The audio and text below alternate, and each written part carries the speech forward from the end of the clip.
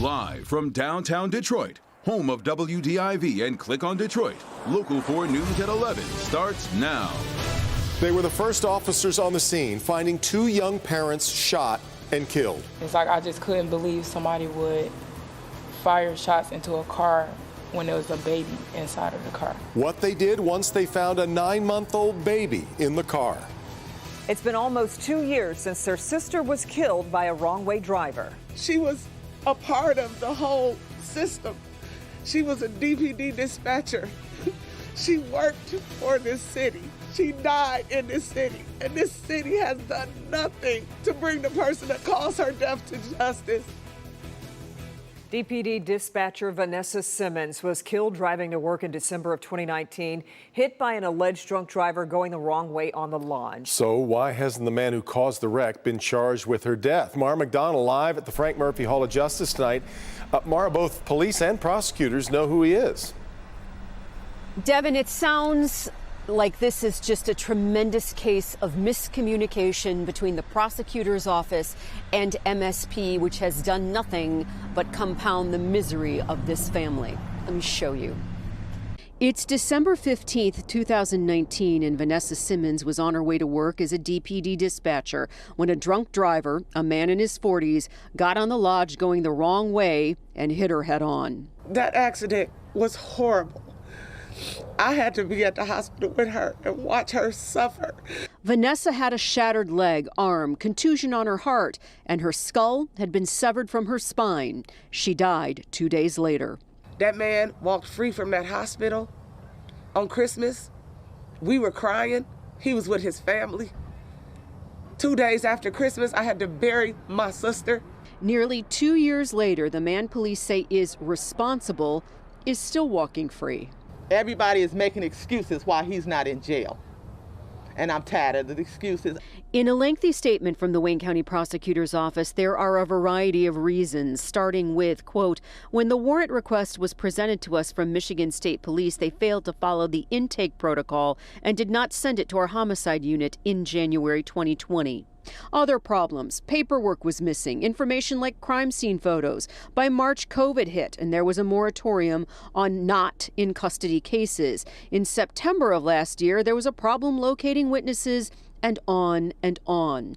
After we called the Wayne County Prosecutor's Office, now we are told a charging decision in this case is imminent. Finally, somebody is doing their job, but how far did you have to, why did we have to come this far for you to do what you were supposed to do? This shouldn't happen. Back here live in a statement from MSP tonight, that agency says once MSP turns over its investigatory reports to the prosecutor's office, it is solely at the discretion of the prosecutor's office when something is charged and what the timeline is. We're live at the Frank Murphy Hall of Justice tonight. I'm Mara McDonald, Local 4. So tough. All right, Mara. All right, turning now to the forecast where Paul is tracking some changes already headed this way. We've been spoiled, though. We really That's the have. problem. So just try and make us happy. Yeah, we've been living large, but fortunately, the weather scenario is playing out exactly as expected. Right now, we have scattered sprinkles and very light showers around. No big deal. Now, looking westward, you can see there are some thunderstorms already across the lake. Now, you can tell, you don't even need me to tell you, this stuff's not moving toward us. But I do expect some of this to fill in as it moves eastward during the overnight hours. So we are going to get some shower and thunderstorm activity increasing as we head toward the morning hours. Now, if you're heading out right now, you got to take the dog out, whatever. It's low 60s. It's our last real balmy night, I think, for quite a while. The wind has lightened up considerably. So, again, you're thinking about the bus stop for the kids tomorrow. Another mild morning. Again, this is one of the last ones we're going to have for a while. 56 degrees, but there will be showers and storms around in the area. So keep an eye on our app's radar and check in with Brandon tomorrow morning. He'll keep you updated on the timing of all of that. But bottom line is some of the kids, you're not going to want them standing out at the bus stop. In the afternoon, maybe a few showers. I think we'll have a bit of a midday break, so 66, and if we can get a couple of cracks of sun, it might actually be kind of pleasant in the afternoon bus stop. But Then come the big changes temperature-wise. We'll have that for you coming up in just a few. Okay, Paul, thanks. When a young couple was gunned down while sitting at the pumps at the Marathon gas station on the city's west side Monday night, Detroit police officers were not expecting to find a baby in the car, a baby that was in his mother's arms moments earlier when she was shot and killed. In fact, our camera caught some officers consoling that baby as Jason Colthorpe sat down with them earlier tonight, and he joins us live with what more they had to say. Jason.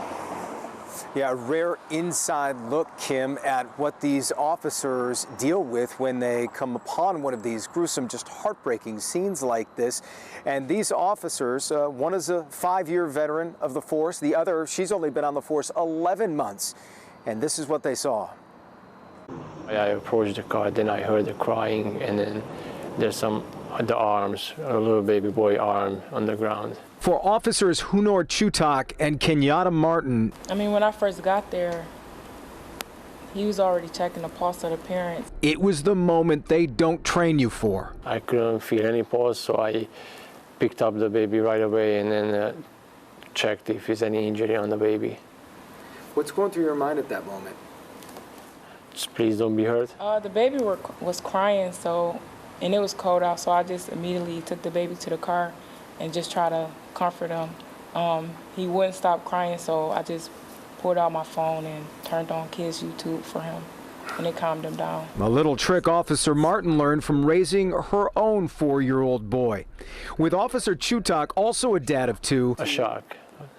The baby was there, that's a shock. it quickly became a situation where parenting crept into their policing. I related it to my son, like, losing me and him being out there, but the baby was, like, happy. Like, he made me laugh. He was, like, bouncing in the car and just, like, laughing and stuff. So, you know, in that moment it was sad, but just by the baby being happy, it helped a little. You think about it like, you know, you can imagine what would happen to my kids. Yeah, hard to separate, but they said it was just important to stay professional so you could work this case and hopefully make an arrest. As for the baby, Braylon, 9 months old, these were his parents, Marsha Nash and Benson Lindsay, who were murdered. His mom, just 21 years old. Again, baby Braylon staying with his grandmother tonight. Kimberly? Just remarkable that little baby Braylon is okay through all of that, Jason. You know, in terms of the arrest, what was the break that led to such a quick arrest in this case? It actually turned out to be a Crime Stoppers tip, Kim, and it was called in by an anonymous tip. An undercover officer was able to make the arrest, and 2 people have been arrested. We're not sure when the next step of this case will happen. Detroit police saying there is a lot of work still to be done before they get to an arraignment. Back to you. Keep us posted. Jason, thanks. The FDA has now granted emergency use authorization for booster shots from Moderna and Johnson & Johnson. They have also updated their authorizations for all 3 vaccines to allow providers to mix and match booster doses, allowing people to receive a booster that is different from their original vaccine. The CDC's advisors are scheduled to meet tomorrow to weigh in on both issues. The CDC director will then have the final say. Flint water crisis settlement is going to be reduced by $15 million after a ruling today by a federal judge. Judge gave the go-ahead to keep McLaren Healthcare from walking away from the agreement, basically, and as a result, McLaren Health will pay $5 million instead of $20 million. That brings total amount of the settlement to $626 million. 50,000 people or so have registered to receive part of that settlement. CDC has identified onions imported from Mexico as the source of a salmonella outbreak. More than 100 people have gotten sick in 37 states, including here in the state of Michigan. The onions impacted are whole red, white, and yellow onions imported from Chihuahua, Mexico, and distributed by ProSource Inc. They were sold to restaurants and grocery stores all throughout the U.S. No deaths have been linked to the outbreak. The CDC, though, says if you have onions at home and cannot determine where they're from, throw them away. Still ahead, Detroit basketball returns to LCA. Bernie's got highlights of tonight's season opener. Also an update on when we might see Cade Cunningham make his Pistons debut. And a confrontation over masks involving 2 police officers goes viral. What led to a man being shoved that has both officers now under investigation. But first, the search for the fiancé of Gabby Petito may be over. What the FBI is saying about human remains found in a Florida nature reserve. And we'll have that next.